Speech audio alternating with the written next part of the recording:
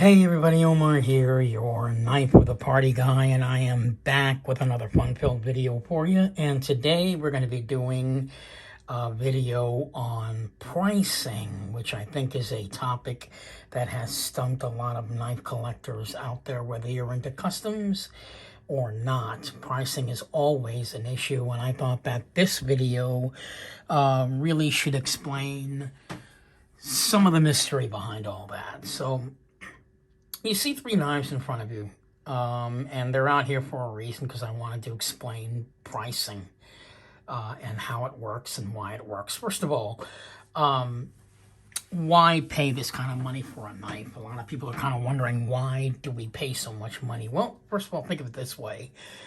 Many of us have a difficult time in understanding that what we're purchasing here is actually art.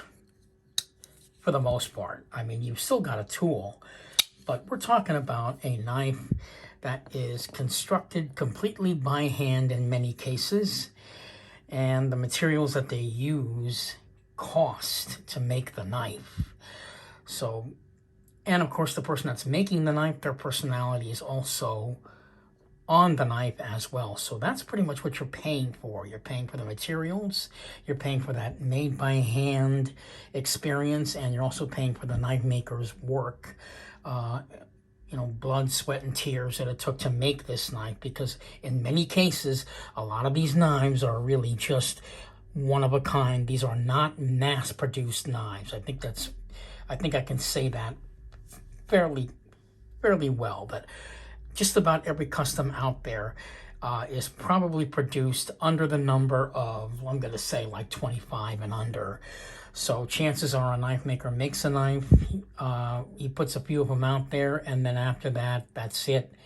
That knife model is gone. You'll never see it again. So that's one good reason, right? The other thing is, yeah, I mean, you're paying for art. So a lot of us are never, ever going to own a Picasso.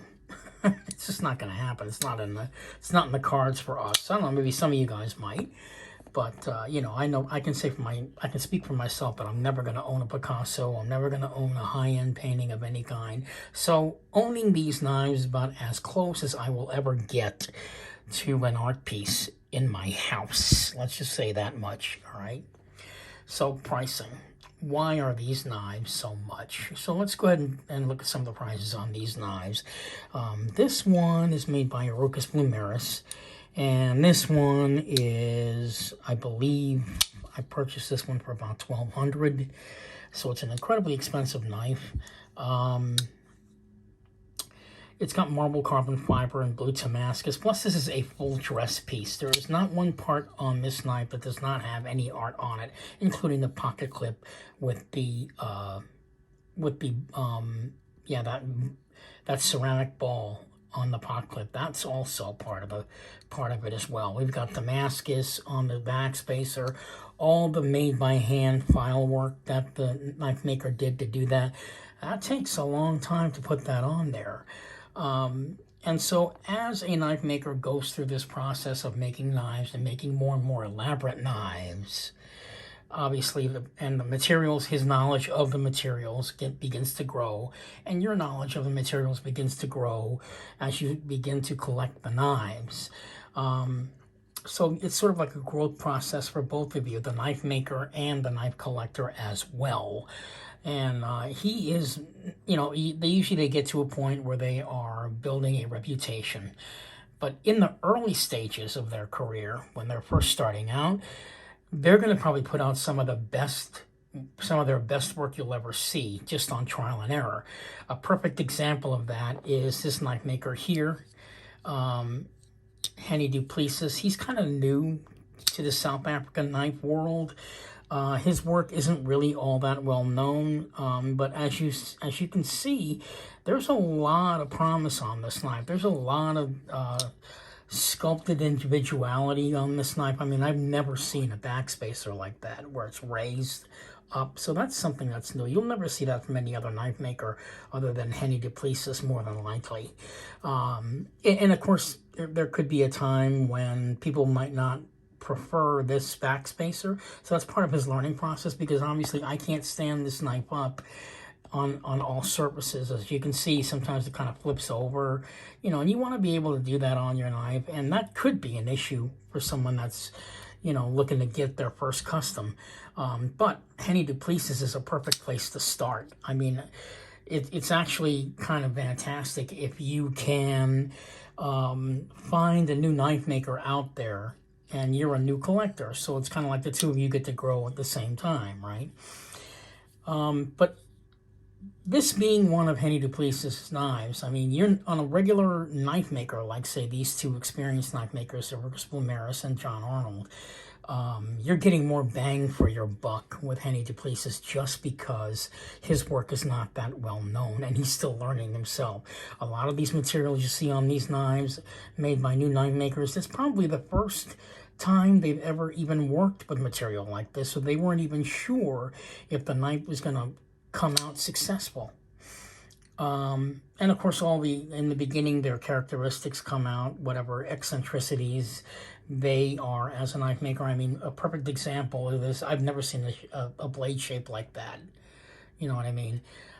So you have to kind of take that all in. So price-wise, this is almost a full dress piece, right?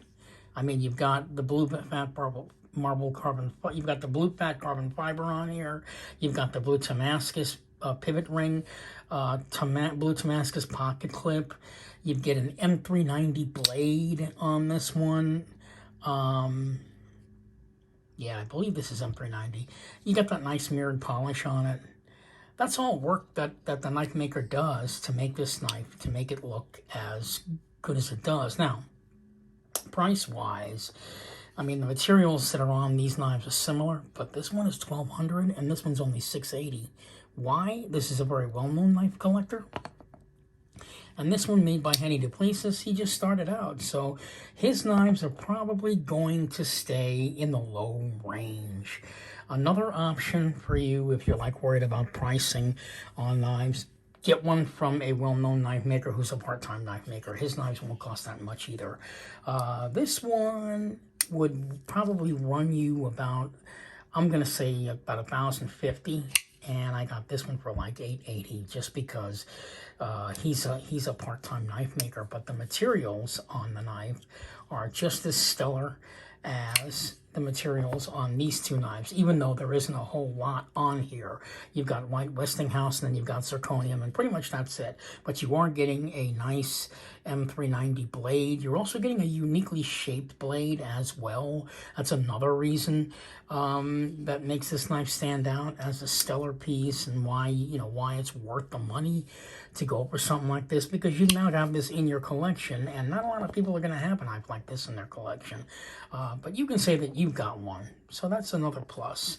All of the work that these guys do to make these knives, in a lot of cases, especially if they are new knife makers, it's going to be experimental. Some of these materials they've never heard of, they don't even know if they are ever even going to be able to work with it.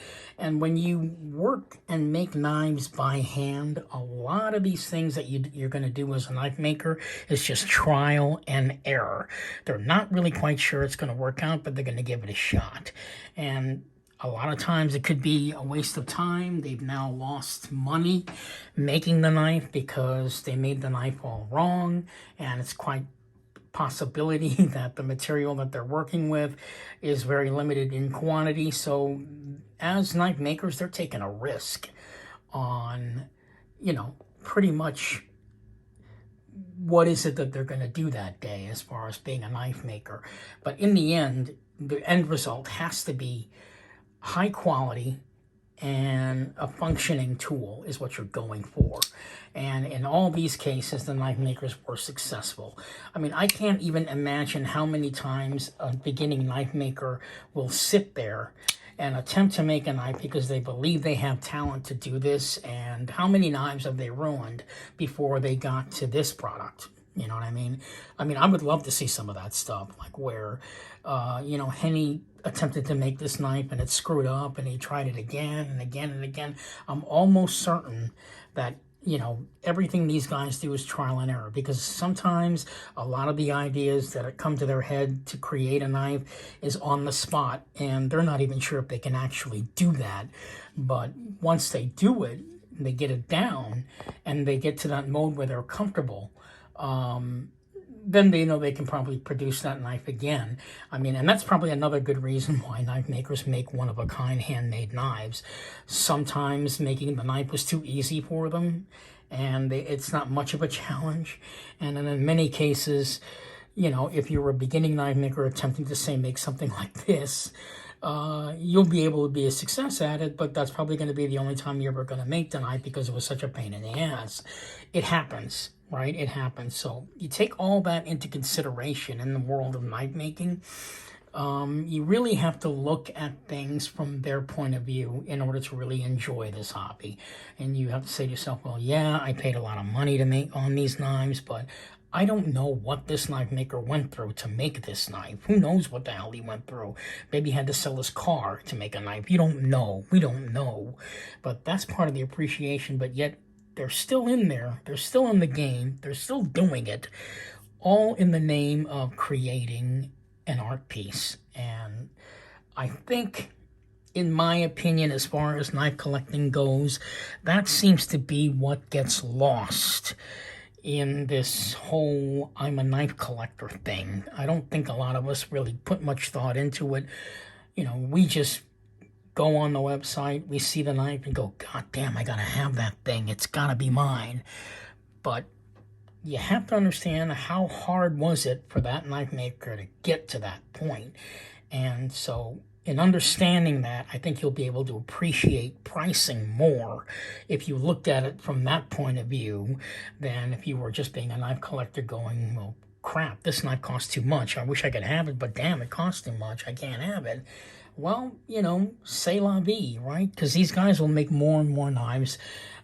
They're going to be making more and more things. And there's also a point in pricing as well where, you know, the knife maker keeps making a lot of knives, and he keeps making different models of knives. And then all of a sudden there's going to be one that's going to hit, that's popular. For example, this one right here, this is the Mufata. This knife all of a sudden became popular. In the beginning, a lot of people just didn't get this knife because it was too fat, it was too wide, you know, whatever the reason, it just looked really foreign to them. But then as time went on, they finally got it, and they realized that, yeah, this is kind of a nice looking knife, and if I can have different materials on it, you know, then the knife's going to eventually wind up in my collection, just because I think it's so unique. But, you know, again, you have to understand, there will be a point in time where a knife maker will make a few models. Let's say he makes like 10 overall, right? And this happens a lot with knife makers, I notice, where, you know, they're going to make a particular model knife, meaning a particular shaped knife, and that knife, for whatever reason, shoots all the way up to the top of their list as a knife that everybody's starting to request. So it becomes very, very, very popular. So what happens is that becomes sort of like a showcase knife for just about anyone. This becomes a regular knife that's in their lineup, right? So the knife maker will make, you know, say like 25 of these, all different materials. They're all going to be one of a kinds, right? Because the materials on the knife will shift over into something, you know, will shift over from knife to knife. In other words, they're not all going to be the same. You're not all going to have marble carbon fiber. You're not all going to have Damascus on it. You're going to have whatever the knife collector or knife buyer wants on his knife.